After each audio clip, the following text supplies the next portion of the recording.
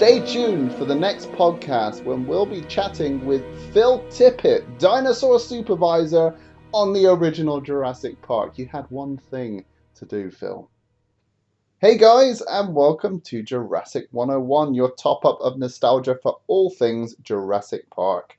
I'm joined today by my awesome co-host, Dino Reviews 101. Say hello, Dino Reviews. Hey guys. And today we're also joined by our technical advisor, Lord Christine. She usually lurks in the background, but today she's part of the discussion. So say hello. Hello. Okay, and today we're going to be talking about Jurassic Park sequels, and in particular what they brought to the franchise. It's going to be mainly positive. We're going to be talking about all the pros and the things that these films brought to the tapestry of the universe of Jurassic Park. So I'd like to kick off with Dino Reviews 101. What do you think The Lost World brought to the Jurassic Park franchise? The second film, the second installment in the series. The Lost World, in my opinion, gets a lot of unfair hate. I was actually talking about this on my Twitter a couple days ago. I think the reason why people didn't like The Lost World, or the public opinion wasn't that high, was because, it didn't live up exactly to Jurassic Park, or maybe it's just not as good as Jurassic Park. Jurassic Park is the greatest movie of all time, and The Lost World is a fun action sequel. Just because it's not as good as Jurassic Park, it means it sucks. I don't exactly understand why everyone hates on it so much, but I do understand some complaints. I don't think the film has that many flaws with it. I think it was a mistake to have Ian Malcolm as a lead role, because I don't think he works in that lead role. I think he's more of a supporting character, and he lost that comic relief. He was just really, kind of cynical throughout the entire movie. It wasn't really funny. He wasn't adding comedy into it. Do you think they tried to replace him, like kind of make him Alan Grant in a way, kind of give him that dry character? Yeah, but Grant had some redeeming factors about him. He does have a kind of a dry, cynical character, but there's some other stuff he has with him, and then of course he had character development as well. And Malcolm does not work. That character does not work in that way. And another, probably the biggest problem with the movie for most people is the ending.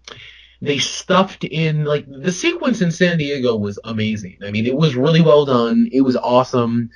But it felt stuffed in, and it just didn't feel like it had any place in the movie. I feel like Spielberg was trying to sort of replicate the spontaneity of the original ending of Jurassic Park, in which he changed the ending, and he did the same thing for The Lost World. He basically came in at the last minute and said, "Oh, let's do San Diego with the T-Rex running around." Yeah, he wants these big finales for each of the films. Jurassic Park 3 didn't have that big finale, really. Jurassic World did, but I think Jurassic World, that was coming the entire time, and it didn't feel stuffed in like The Lost World's T.rex sequence felt like. And also people have quite a lot of issues with the bit on the boat with the T-rex going, locomotive and breaking out.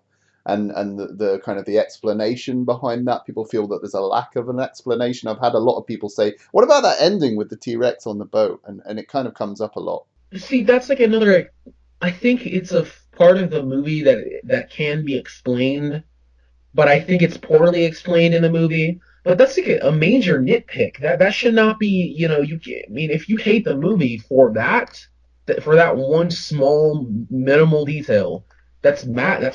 I don't feel that's a sufficient reason to hate the movie. But people have their own opinions, and there are legitimate reasons. If there are legitimate reasons that I can understand of why you might not like that movie. Overall, it's a really fun movie. It still has the dinosaurs are just the same. They're fantastic. Great effects work. Awesome use of animatronics. And actually, that bit at the end, with San Diego has quite a lot of comic relief going on as well. Like quite a lot of comedy in that ending with the dog. It can be really morbid if you think about it, because it is kind of terrifying. But they do lighten it up with some comedy in there. One part of The Lost World that I think is really underrated is the soundtrack. Now, people actually have legitimately hated on the soundtrack because it's not like Jurassic Park, really. Jurassic Park was this, John Williams did both movies. He did The Lost World and JP. Um, and John Williams for the first film made this score. It was had this sense of awe to it, this grand feeling, and it just felt like you were in heaven. Honestly, I've compared that the Jurassic Park theme is the same music that you play when you get up to heaven. It's Mm. it's a very beautiful, hymn type of music, Mm. and they added a lot of that in the island fanfare, or the secondary theme. Very grand feeling to it, like you're seeing something amazing, something Yeah. amazing is happening, and of course they added a perfect blend of thrilling cues as well, like the Raptors theme, which is very very menacing. The original soundtrack kind of always makes me think, because humans have made dinosaurs, it's got that sort of hymnal feeling to it, as if we've kind of got closer to the creator. So it's like this very hymnal music. And then by the time we get to the Lost World, it's like we've actually lost connection with the creator and things are turned really savage. And we've got this very like tribal music that's almost like an anti-statement of the original film. Yeah, exactly. And I really like that's a great analogy. And I really like the Lost World soundtrack, and I think they incorporate a perfect amount of the original themes. They're scattered throughout the movie. Mainly at the end is when they play the original themes. When you start talking to the creator of the dinosaurs, John Hammond, where he starts Mm. the television broadcast, and you see the dinosaurs for the last time. That's a beautiful ending, Oh, I love and that. yeah, I really like what they did for that, and I love the Lost World soundtracks. I really like the Lost World theme.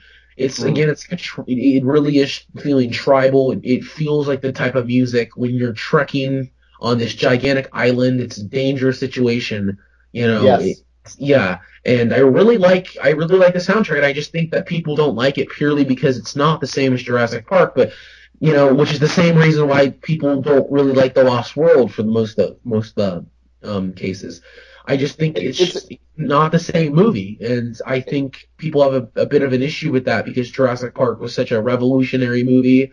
It's like if it's too different from the original movie, people hate it, but if it's too alike to the original movie, they'll hate it too. And I think yeah. this world actually has a perfect blend of that. I think the Lost World also has the Hobbit syndrome going on with it, which is just something I use. That's a term I use because a lot of people don't like the Hobbit because they try to compare it to the Lord of the Rings. The Lord of the Rings are legendary movies, and the Hobbit film series isn't. They're fun summer blockbusters, and that's what the Lost World was. The Lost World was a fun summer blockbuster. Jurassic Park was one Mm. of is in most people's opinions one of the greatest movies of all time. So Mm. I shouldn't be comparing it just because it's a sequel.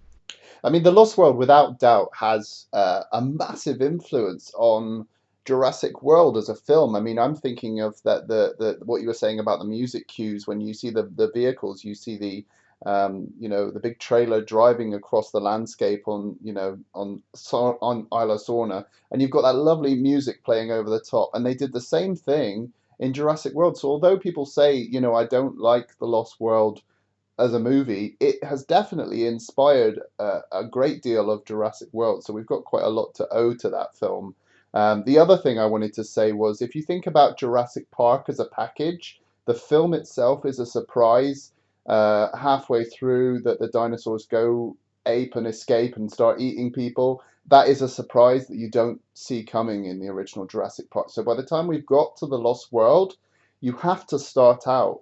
Spielberg has to start out with everyone knowing that the dinosaurs are savage, knowing that they are this dark element of the story. So Lost World has to start from a dark place. So that's why I think it has to have this different tone. And I think Spielberg was absolutely right to do that. If he'd recreated this feeling of the original park, it would have felt like it wouldn't have felt real. It would have felt like a fantasy. And I think for some people, that's what they felt about Jurassic World. That like, how could you ignore all this stuff that happened? We're already this far along the timeline, and all these horrible things have happened. We wouldn't just rebuild the park and live in this fantasy world. But that's just a minor gripe about Jurassic World. I want to bring in Christine into this discussion. What do you think about The Lost World? Do you enjoy it? I really like The Lost World. I'm not really sure why people are so against it. I have a few theories as to why this is. First of all, again, it's like Dino Reviews said, where it can't be Jurassic Park, and people always compare it to that, and so it can never really attain that level of just being good. But on the other hand, there's some moments that I think ruin the movie for some people, and the most obvious one is when Kelly does the gymnastics to defeat the raptor, and that's kind of like the stupidest thing ever.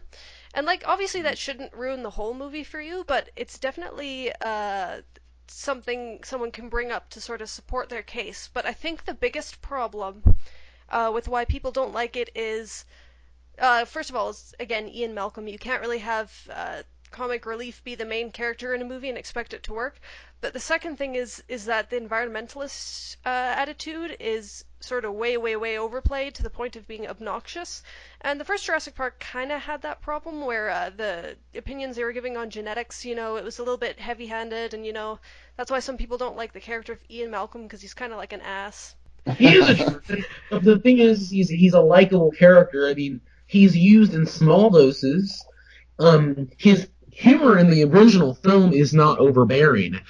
Now, this is what they did with him. They took his exact same character, took away all the comical aspects of the character, and tried to throw it into that movie as the lead role. So all he basically did is walk around and say how bad of a situation this was. Yeah, which is really not something you want in a protagonist, because you want to be with the protagonist when they're fighting against things, and they have to want something, not just not want something. Like, that's also a problem that sort of Jurassic Park 3 had, where you don't want to be on the island, but unless you're actually going towards a goal rather than just wanting to not have something. Like, I'm not explaining this well. So, like, negativity in a protagonist is fine if there's, like, bad things going on, but they also have to have a goal that they're going to strive towards positively, like wanting to get off the island by doing this, or turning the power back on, or whatever. I think it's funny. I've never really thought about Ian Malcolm being a bad character until you guys have raised this point. It's really weird. I think it's because I've just grown up with this world of Jurassic Park nostalgia, and when The Lost World came out, we were sort of still in the middle of it, and I've just never really thought about the fact that Ian Malcolm really doesn't work as in that role. He really has been transposed over to Alan Grant's character, and that is a real problem. I've never really thought about it like that. I think people like Ian Malcolm is the original character of Ian Malcolm is a fantastic character. He's funny, he exposes some of the issues with the park, and that's what he's the comic relief. He should not be used for anything else than that. So, yeah, I agree. Imagine if you really think about this. This sounds ridiculous. Okay, this is what we're gonna do. Everyone likes this guy from the first movie so much, and what we're gonna do is we're gonna take away the comical. We're gonna take the reason why people actually liked him in the first place away, and we're just gonna throw him into this movie and give him an even bigger role. Does that make any sense at all? Well, see, it's not even that they took away the comedy, like, purposely. They really did, though. Well, yeah, but that was an unintended side effect, because the thing is when you make a character a protagonist, the protagonist has to be someone the audience will relate to or sort of project themselves onto, and if you're not doing that, you're not doing your job. But that's why comic relief characters, whenever they become the main character, or like, it's like with Joey from Friends. He works good when he's playing off other characters, but as the main character himself, sure, you can get like some good stuff out of there, but it's really not as much, because the comedy and interest of the character comes from how they react with other characters, not just how they inherently are. Yeah, totally. I mean, it's really a bad decision by Spielberg, and it doesn't ruin the movie for me. It doesn't, because I really think The Lost World is a great movie. It's fun. It has its issues, but I still really enjoy it. I mean, I watch it occasionally. I think it was the first movie for me where I read the book before I saw the film as well. I read the novel before I saw the film, and I'd never done that before. Yeah, The Lost World and Jurassic Park 3 give me this very warm feeling inside. That Jurassic Park doesn't exactly give me. It's not like I'm not saying Jurassic Park can't do that. It's just that when you see The Lost World, it's such a JP movie, and so is JP3 in my opinion. It Yeah. just it expanded on the lore of Jurassic Park. I love the concept of The Lost World. I don't know. There's something about it, something about that jungly atmosphere, the way they shot the movie. That comes back to my point about Jurassic World. The fact that Jurassic World feels a bit like a disconnect because you've kind of all this bad stuff has happened, and the Lost World, the darkness of the Lost World felt right. It felt like, do you know what I mean? Like the Lost World felt like it was in the right place. So it feels like when we get to Jurassic World, there is a sort of a little bit of, we go back into this original Jurassic Park feeling again, a little bit. Yeah, and I don't think it's a problem really. I don't think the theme of Jurassic World is really a problem. Of course, all the sequels have issues. Each movie has issues.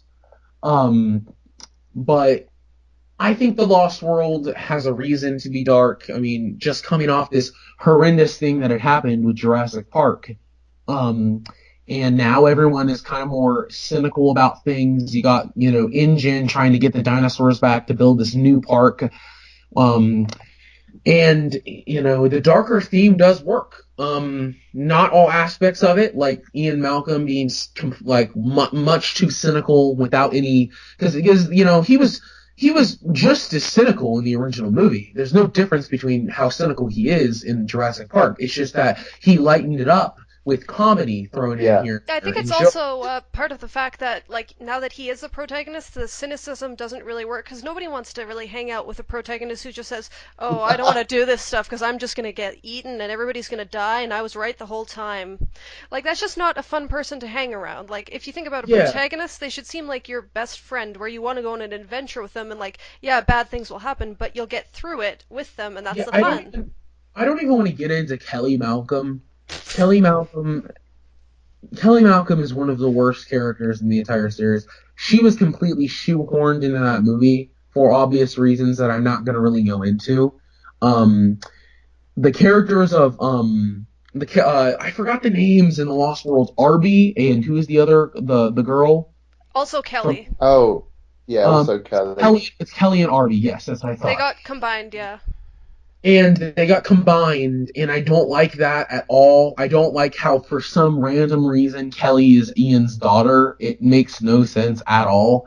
Again, they try to use her as kind of like a plot device to try to advance Ian's character development, and it didn't work at all. I think the same thing happens with Jurassic World. I think they use the kids as a way to expand Claire's character. And I think at the end of the movie, there's no real changes, and that's the same thing with Ian Malcolm.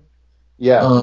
It's funny how Kelly was kind of cut out of the movie, at the end of the movie, and they just put out of that. Then they just show her looking at the TV, oh yeah, she existed, and she had consequence on things. Yeah, people remember her at the end of the movie. Let's not get into the negatives. But overall, The Lost World is a fun movie. I enjoyed it. I will continue to enjoy it for years to come. It's a really I'll say it. I will go this far. I think it's a fantastic movie. Speaking of positives, if you think about the actual concept of The Lost World as well, the fact that it is a new island. At the time, I remember thinking, I'm not sure if I want to go to a new island. I kind of want to stay on Jurassic Park. But actually, it's really smart by Spielberg to just go to a new island. And I know that was in the novel, but it's really smart because you've got all that discovery to do again. You've got to go through the island and learn what's new about this island. And you have all the bits where they're talking about, the fact that the predators stay near the middle of the island and the herbivores stay around the outside. I liked all that stuff because you're having to relearn about this new island and the long grass. It gave a real character to the Lost World. I think the Site B as an island has its own character, and that's quite Of cool. course, I will always love Nublar better. I mean, Nublar is the original island, um, but I do like how they spice things up a bit. So let's talk about what it added, like, other than just the movie. I mean, what it added to the franchise. I mean, let's talk about the merchandise for a little bit. How about you, JC? What do you think? Yeah, I really like the toys. I actually, because of the effect of Jurassic Park, I actually kind of went into the Lost World merchandise prepared. So I had actually saved up money because I knew the film was coming out and there was going to be toys on the shelves. So I remember the first thing I bought was actually the Thrasher T-Rex. And that was, I mean, what a great start to, to get off to with the Kenner toys. And that was a fantastic toy. And I didn't have the Red Rex when I was younger. So to get the Thrasher T-Rex was probably the most exciting thing that ever happened. And that, they're amazing toys. I think the Lost World had better toys than Jurassic Park, in my opinion. Mm. Um, and just my opinion there. The merchandising, when I see old Lost World merchandise, everything they did for it, it gives me this warm, fuzzy feeling inside. I really like what Kenner did, of course. I mean, it is pretty much all Kenner toys, Jurassic Park toys are fantastic. There are some bad ones. Most of them aren't. But yeah, I just overall, just to sum up the Lost World and what it added, it gave more lore to Jurassic Park. It added a more of a different theme to the franchise. Um, and of course, it added more money in Spielberg's pocket, so that's a big Yeah, positive. it did really well, didn't it? Did it beat Jurassic Park? I think it did, No, didn't it? it actually was. You can consider it a box office disappointment. Actually, it made 700 million. That's nowhere near like a failure. But people were expecting it to make more than Jurassic Park, and Jurassic Park made on its original run 950 something million, and it got to over 1 billion after the 3D re-release. So. Right. Okay, I see. But it did one big record that it did break is it for a while there it had the largest opening weekend of all time. That's what I remember hearing. Yeah, that's what I was remember reading. And I remember they used that to actually hype up the movie itself even more. I remember them saying like, the biggest opening weekend of all time. Go see this movie. I remember that. So Yeah, and they did the same thing with Jurassic World as well, which it's a great tactic. And yeah, it's cool. So let's move on yeah, to the next sequel in the franchise, Jurassic Park 3. What do you cool. think of that movie? I want to get your opinion first, JC. Yeah, it's funny. Jurassic Park 3 came along, and to me, I'd sort of, I can't remember how old would I have been, 2001. So I would have been, yeah, so I would have been about mid-teens when that film came out.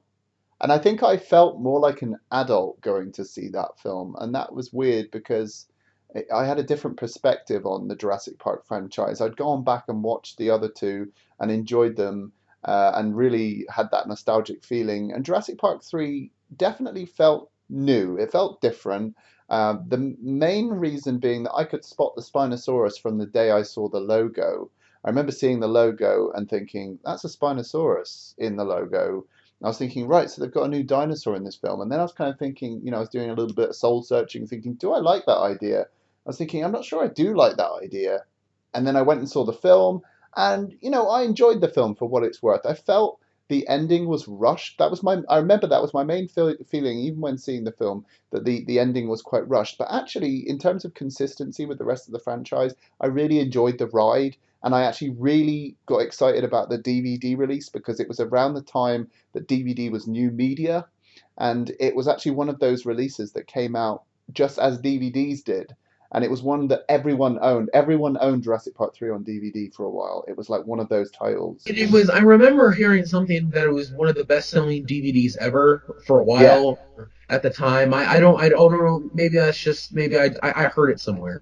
I Yeah, remember it was one of like 30 titles when you'd go into a supermarket. They'd always have Jurassic Park it won an 3. award as well for best DVD at the Sierra Awards. Yes, the extras were amazing. The extras on the DVD were fantastic, and they timed it with the release of the trilogy box set, which actually here in the UK we couldn't get until much later. So I actually imported it from the US in 2002, I think, and maybe late 2001. But I remember importing that box set and going through the extras, and my God, the extras on that trilogy box set were absolutely amazing because you had all the making ofs, you had featurettes as well, if I remember rightly. The only thing you didn't have was commentaries, but up until that point, Steven Spielberg hadn't, and I still think he hasn't done any commentaries on his films. JP3, I actually have the VHS of Jurassic Park 3.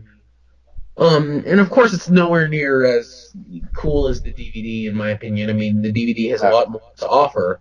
But of course I love the JP. I love the classic VHS feeling. It's nostalgic for me. Yeah. Jurassic Park 3 was not I can't decide whether it's because there's one major reason why I think I might like it better than The Lost World, and that's because it's Alan Grant is in it. Sam Neill returns as Alan Grant, and he works fantastic in that movie. And yes. I think the biggest problem with The Lost World for me is Ian Malcolm as a lead character. Not with Ian Malcolm himself. It's just that he just doesn't work as the lead character, as I've said. But it has its issues. I mean, I think the main reason why people don't like it, obviously, is because the Spinosaurus versus T.rex fight, and there are a lot of reasons why that fight wasn't great. And I'm not even going to get into the Spinosaurus, like who should win, Spino versus T-Rex. I was fine with the Spinosaurus, taking its place as the king of Jurassic Park, because that's what the whole concept was. It was on the logo. I think it was a much too short of a fight. It was awesome for 20 seconds, and that's about it. I think they should have made it a bit longer. But other than that, I mean, I think I enjoyed the fight between the Spino and T-Rex. Of course, there are some really bad parts of the movie, like Amanda Kirby. Tia Leone, I don't mind her. I've seen other parts of her, other movies of her. I actually watched Madam Secretary. I was honestly forced to, but I don't think it's a terrible film. It's an entertaining movie. I mean, sorry, a terrible TV series. It's an entertaining TV series. That, Jesus Christ. It's interesting. But it was awful. I mean, her performance was just awful. She ran around and screamed. It was as obnoxious as hell. She was just an awful character, and she was so unlikable. Paul Kirby. William H. Macy, I love William H. Macy. He's a fantastic actor. I didn't mind his character. I know other people didn't like him. I thought he was one of the strong points of the film because William H. Macy just does his roles really well. Billy is a really underrated character in my opinion. There's nothing he really offers in terms of character development, but I think he's a likable character. I thought that bit with the parachute, that moment where he jumps off. Some people, it's a sort of like a people either love it or hate it, but I really love that scene where he jumps off to save Eric. Me too. It is a little. I'm not gonna say silly. It's definitely a Hollywood thing, Yeah. It's a very powerful moment where he's going off to save Eric. He's probably gonna die, and I think it would have been a much more powerful scene I think this would have really helped the movie. They brought him back. He died, and then he somehow came back, even though he was basically mauled and drowned by pteranodons. Somehow the military found him before they even saved Alan Grant and the rest of the gang, and somehow he's alive. And I'll be honest, I was happy when he was alive when I was younger, because this is the first movie, JP movie I saw in theaters. But I was really happy when I saw him alive. Because I was younger, yay Billy, but come on, if nowadays when I can understand that stuff better, seriously, he was basically killed. I mean, there was no way. I thought you were dead. Nope. Yeah, there was no way, and I literally think this is hilarious. I feel like the only reason that he was brought back is so he could say to Alan Grant, I rescued your hat, and he gives the hat back. I literally think that's the only reason why he was in the movie. It Yeah. makes Just for the hat. That's exactly. all his So Alan character Grant. amounted to.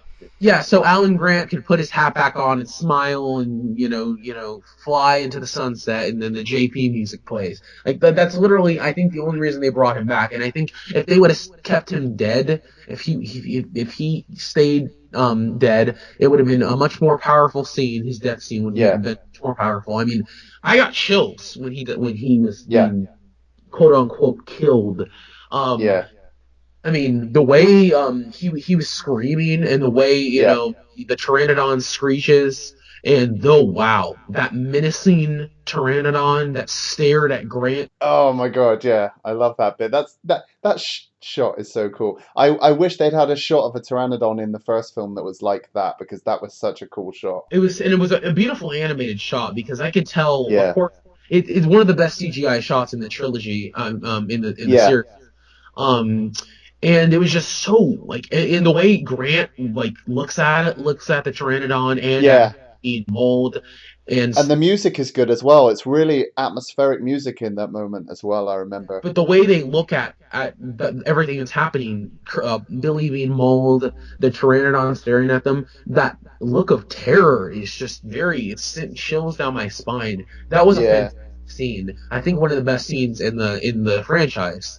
And I think it would have been it would be a lot more powerful if Billy had stayed dead. But I think with the film, I think as fans, you probably already know this, guys, but they started shooting Jurassic Park 3 without sufficient planning, because they had to get going with the production of the film, and Joe Johnston was in a bit of a difficult place, and they didn't actually have a fully finished script when they started making Jurassic Park 3.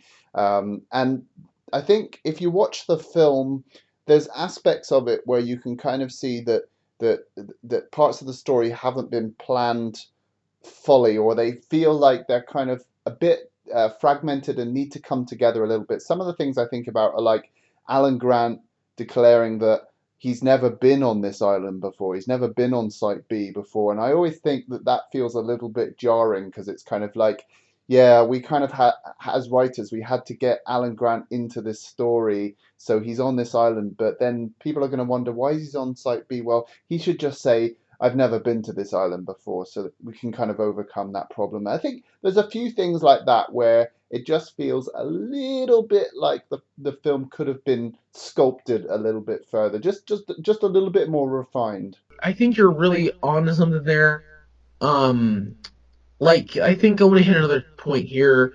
I think another big issue with the movie, personally, is like, okay, why did they break up Alan and Ellie? And I'm gonna okay. Actually, I have a huge point on this, because that is one of the things that has bothered me the most about, like, I have a weird relationship with Jurassic Park 3. Like, on one hand, I really don't like some of the ideas, but on the other hand, it's probably the Jurassic Park movie that has affected me and what I do the most. Like, I had so many Jurassic Park 3 toys, so many, like, and it inspired me to do all these weird things. But the problem with it is like, I don't think it's like necessarily an issue with the unfinished script. Like, that obviously plays into it. It sort of feels like Indiana Jones and the Kingdom of the Crystal Skull, where you can't really point to one specific thing, but it's just sort of like generally bad. But unlike Indiana Jones and the Kingdom of the Crystal Skull,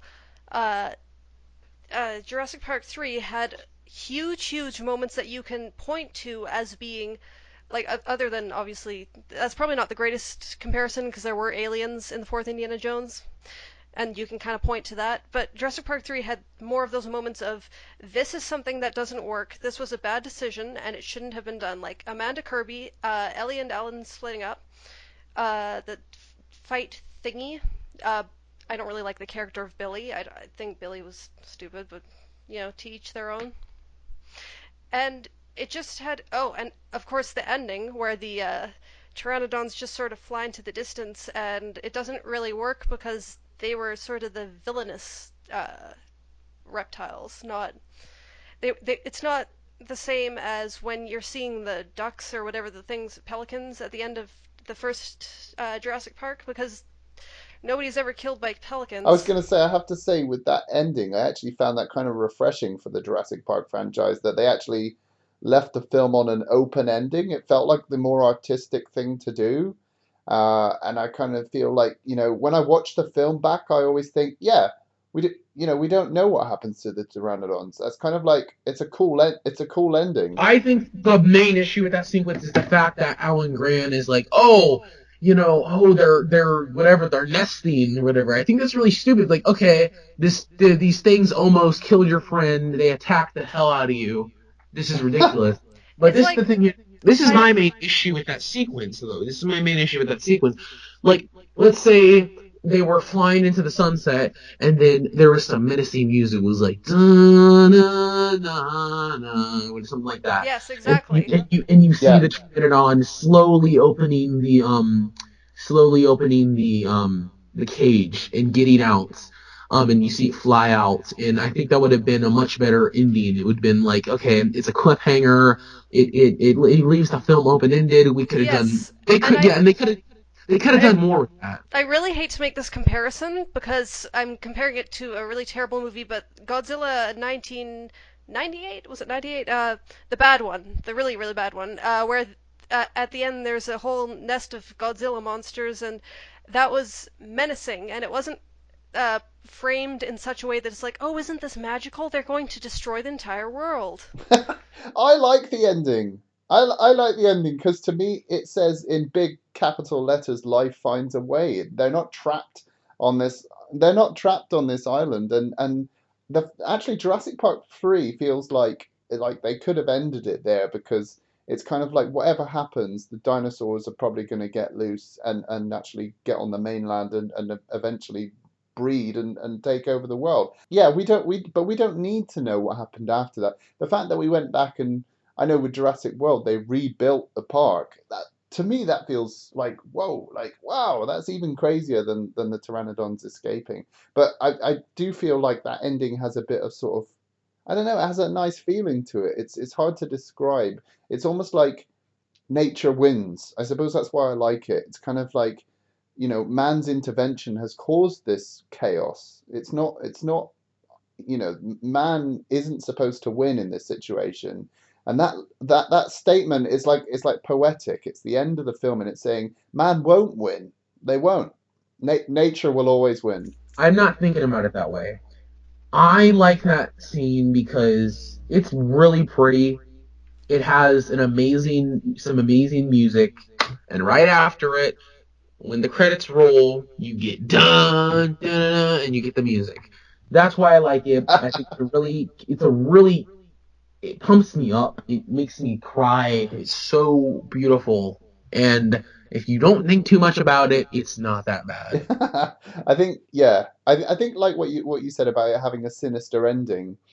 With the music being a little bit more dark, it would have been cool and probably would have prompted the fourth film to come along sooner because I think it would have left more of a question in people's minds as to, well, what about those evil pteranodons? But because it ended gracefully and they're kind of like, yeah, they're all right. They're just flying off to eat some people. I think it made it a bit more sort of laissez-faire and a bit more like, yeah, we can wait another 15 years until the sequel comes out. So I think it made it less of a kind of like a burning issue, and that's obviously why it got overlooked in Jurassic World completely. In the viral marketing, Yeah, I know, but in the sands of time, when people watch all four films, they're not going to go, hang on a minute, I want to check if there's any viral websites for all of the films to see if maybe there were some tidbits of information that I missed in the entire saga. You're not going to do that. You're going to watch the four films and be like, hey, what happened to those pteranodons in the film? And you're never going to find out. You're just going to be like, oh, I guess they just left that out of the movie. Which is, it's one of my personal gripes. A lot of people don't have a problem with that, but I think it's overlooked. yeah, I mean, again, it's just it's a fun movie. It's a really JP movie to me. I really love it. I do love it. Like Yeah, emotionally love it. It's nostalgic for me. yeah. It has its issues, of course. It has its issues. There's one thing I have to raise we haven't spoken about yet, and that's Alan. I was literally just about to talk about it. Yeah, that shot in the plane with the talking raptor that he hasn't seen before, that has feather quills on its head, and it's like, wait a minute, what? Yeah, it doesn't make any sense. It's not even. There's no positives out of that. I mean, maybe it's funny, Yeah, but who cares? it's It's, it's not. it's there. There's nothing we can do about it. It's But it's just not near. It's not nearly as bad. I mean, if you look into it, I mean, okay, one thing that doesn't add up is like he's never seen that raptor before, but he could be like having nightmares about these creatures that basically scarred him for life. he's Um, psychic. yeah, but the Kelly Malcolm scene in The Lost World. Oh my God! Like Jesus Yeah, Christ! that's even Sorry. worse. Like, It is worse. It is worse. and the talking raptor is like 3 seconds, and so who even cares? It's like a splinter in your foot. You just pull it out and forget it was ever there. But like the Lost World's Kelly scene was Yeah, more like that's more like a blister where you have to kind of pop it. no, it's oh no, no, it's more of like a stab in your foot, more like someone. No, it's more of like a T-Rex biting your foot off. No, That's no, what it's like a barbed splinter where it's a little harder to get it out. It's one of those shots that I kind of think, like, how did that shot get through the production approval process to the point where they're like, yeah, remember to bring the raptor puppet to the set with the plane because we need to shoot that shot where the raptor says Alan, Alan, and no one in the production said, wait, just say that back to me a minute. What? The raptor says Alan?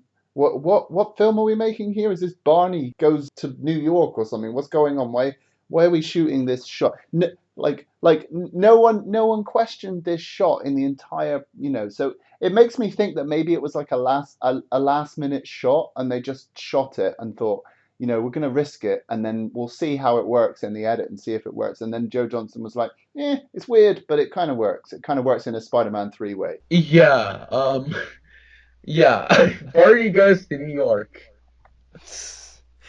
Oh my god. That actually That reminds me. So Exactly. off record, there I was going to write something called Stegoceratops Goes to Manhattan. Anyway, continuing on. yeah. That's so funny. I had to tweet that. Um, Barney goes to New York. Oh, sorry, no, Um, it was Takes Manhattan. Sorry, never mind. But never mind. okay, Takes well me. that's much different. Oh, it's so much more different.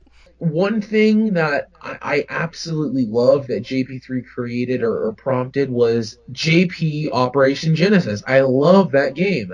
It's so nostalgic for me because I remember playing it, and you can build your own park. You can make your own world with this game. Um, and it's just I don't know. It gives me this fuzzy feeling when I'm playing it or even watching other people play it. I think it's a really overall it's a solid game. It's a solid movie. It's a great movie in my opinion, even though it has issues. But the JP Operation Genesis is I enjoy it. Oh man, I mean that game was like a watershed moment for me in the Jurassic Park franchise. To me, that's up there with the films as like a piece of content. It was basically make your own Jurassic Park, and I remember playing the game and thinking, my God, they've got this so right. They've got everything about this right, and I cannot like find any problems with this game. I love it to pieces. And I remember I actually bought the PC version and it didn't work on my computer. And I ended up buying the PS2 version, PlayStation 2, and that version worked. So I like really had to keep going to try and get this game to work. So it made it all the more satisfying once I got it. But man, that game was addictive. I think my friend and me played that through the night. It was just amazing. Yeah, and I think of course that the graphics are the probably the biggest problem with the game. I don't really mind it. The graphics are old. Now they are though. Now they are, but it They wasn't used to be good. at the time. Yeah. When I first saw the graphics, I wasn't like blown away or anything. But I was like, okay, this is solid. If Yeah. they did again, and I have no idea why they didn't do a Jurassic World Operation Genesis. Of course, we got the mobile game. We did get Yeah, Yeah. that's not like. we did get JP Builder, Jurassic Park Builder, a while back. but it's not the same thing. It's not No. JP. It's not Jurassic World, Operation Genesis. It's just And not. actually, speaking about the graphics, there were some nice shots where you could kind of go down by the water, and if you had it on like the highest setting, you'd get really nice water effects with a beautiful sunset. You'd actually get some really nice shots, and you could do that mode where you go down with the Jungle Explorer and you take photographs of the dinosaurs, and that was amazing. I remember thinking that was fantastic at the time. Yeah, it's just it added again to the lore of Jurassic Park where you could create. Because I'll be honest, when I was younger, I like pretended, I wasn't that young, but I was like pretending like, oh my God, I'm making my own Jurassic Park movie, and this is Oh my yeah. own TV movie.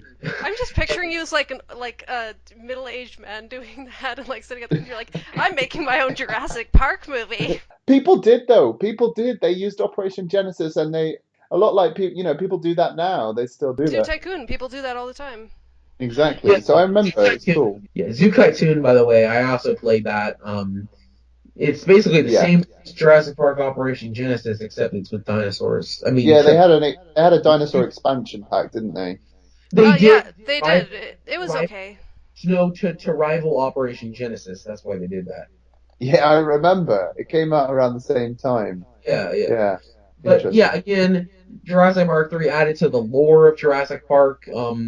Really fun movie. I really enjoy it. Will continue to enjoy it for many years to come. And yeah, that's pretty much it for Jurassic Park 3. Now let's move on to the newest film in the franchise, Jurassic World. Ooh. Ooh. um no, I'm going to be positive here. What I like about it is that it tries to remain respectful to the original film. I get the feeling that when I'm watching Jurassic World, it's meant to be the sequel to Jurassic Park that we never got. And I can kind of feel like, all right, yeah, it kind of fits if you think about it being the second film.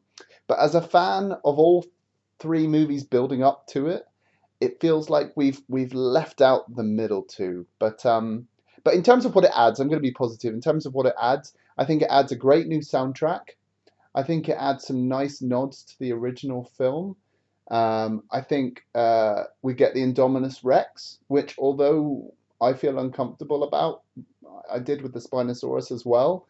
So, maybe that's just a generation thing, and then because I was there for the original film, and then it also brings in a new cast of characters, which again some people might not like, but actually it's revitalized the franchise, and it means that actually we're going to get many more Jurassic Park movies. I'm gonna go into like here's the thing. Like, I mean, I don't really like the characters, in my opinion. I'm not gonna get too much into it because I mean I'm a lover of the original film's characters and the sequels characters, stuff like that. But um, it's a fun movie. I do enjoy it. After I used to like be much more negative about it, but I have rewatched it. I mean, as a movie, it's entertaining. It has a lot of good moments in it. The Indominus Rex was I mean, for what it was very well done for what it was. For what for the concept of the Indominus Rex, they did execute that very well. The soundtrack was really good. Like, I mean, it was really good, and probably my favorite part of the movie, in my opinion. And I'm honestly a little disappointed that it didn't get nominated for best score. I think it should have. I mean, Mm. that Yeah. soundtrack was not a carbon copy of like Jurassic Park 3. I think that soundtrack is almost like a carbon copy of Jurassic Park soundtrack, even though I still love it because I love the Mm. original themes. But this was not, and it only used small instances of the original themes and added a lot of new Yes. themes. And I think And it was snubbed a bit with that. And actually, I had the PlayStation 1 The Lost World game, which the same composer did the music for. Michael Giacchino did the music for that game back in 1997. And I remember the soundtrack being amazing to that game. So for him to compose the score for Jurassic World was so right. And actually, there's a few cues where you can hear the music from the game. I know, and it's so cool. And it's crazy, honestly, because I first noticed that when I listened to the soundtrack, not in the movie.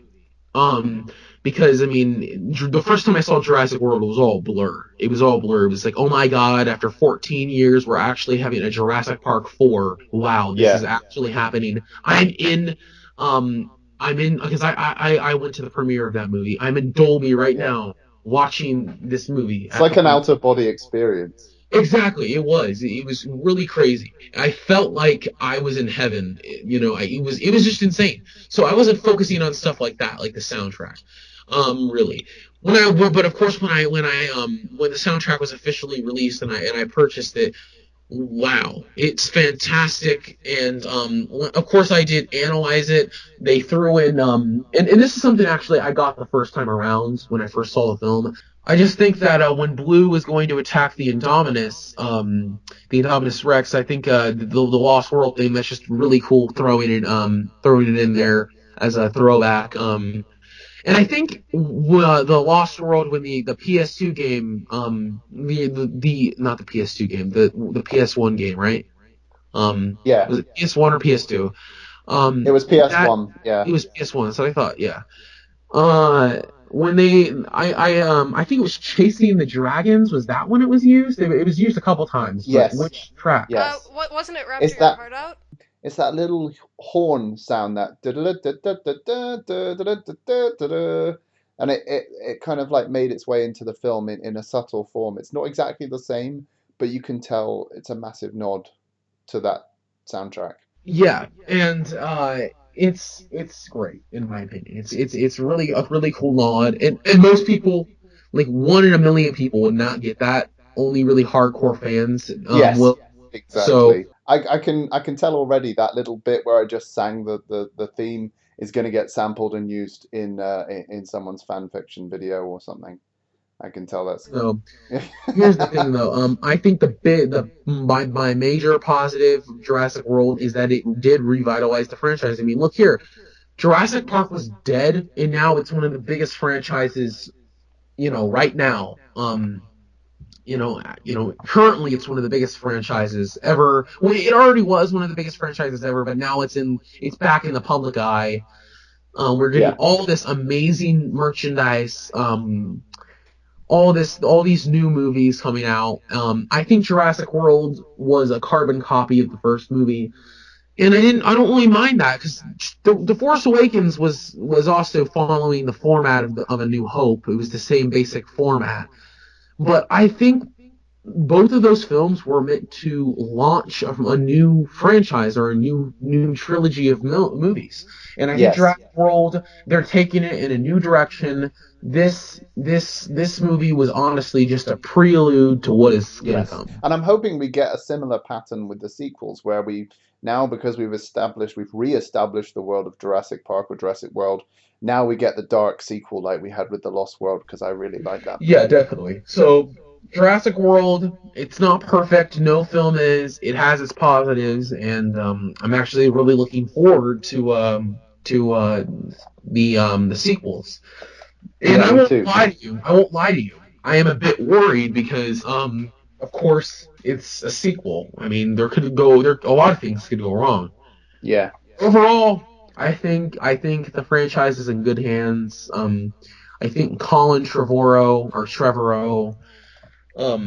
I think he is a fan, and I think he does know what the fans want, and I think for the most part, I think he'll deliver. I know he's not directing JP5 or Jurassic World sequel, but he'll be heavily involved, just like J.J. Abrams is for Episode 8. Cool. So I've really enjoyed today's conversation about the Jurassic Park sequels. They really bring a lot to the table, and I think they really add to the rich universe of Jurassic Park. There's a lot of contrast in all those different films, and contrast adds a lot of appeal, I think. What do you guys think?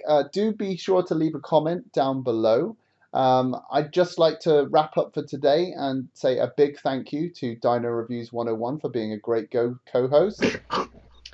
I'm sorry, you said Co-host. Sorry. I'll do it again. I'll do it again. When you said co-host, I'll do it again. I'll do it again. I thought of Ghostbusters. So co-ghost.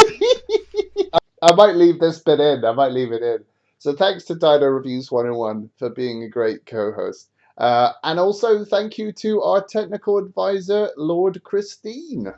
Yeah, it's no problem. I'm glad to be here. Yeah, it's good to have you along, and it's good to hear your thoughts as well. It's always nice to have an extra voice chipping in. And you being a fan of Jurassic World, it's nice to have a bit of a, bit of a mix going on there. So don't forget, you can see more of me, Jurassic Collectibles, and Dino Reviews 101 on our respective YouTube channels. Be sure to like our Facebook pages and follow us on Twitter, and that goes for Lord Christine as well. Links to these are all in the show notes down below. So until next time, guys, keep roaring, Jurassic Park fans.